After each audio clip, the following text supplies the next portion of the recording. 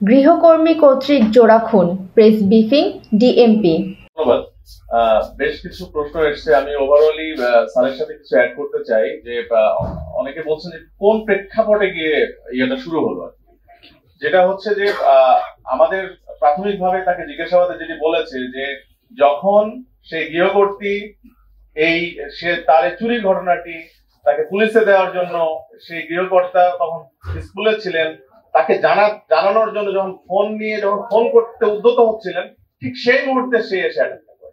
প্রাথমিকভাবে আমাদের এটা বলছে সেই মুহূর্তে সে ওই গৃহকর্ত্রীকে অ্যাটাক করে। তখন তাদের মধ্যে ধস্তাধস্তি হয় এবং সেই সময় সে ক্লাস 9 পড়ুয়া তার যে মেয়ে সে ঘুমিয়েছিল যখন মার সাথে ধস্তাধস্তি চলতেছে।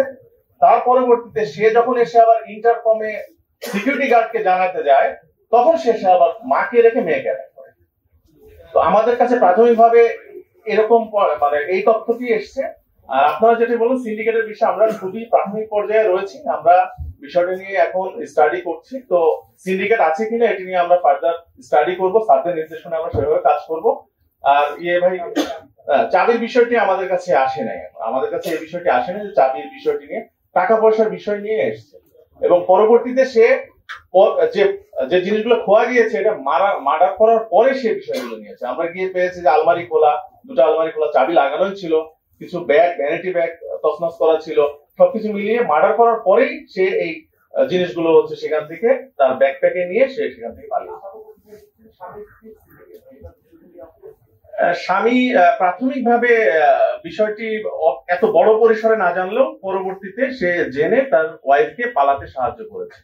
ঠিক আছে, এটা সিন্ডিকেট না বলে তারা মানে হ্যাবিচুয়াল অফেন্ডারই বলতে পারেন, এই ধরনের কাজ তারা আগেও করছে। হ্যাবিচুয়াল। আচ্ছা আয়েশা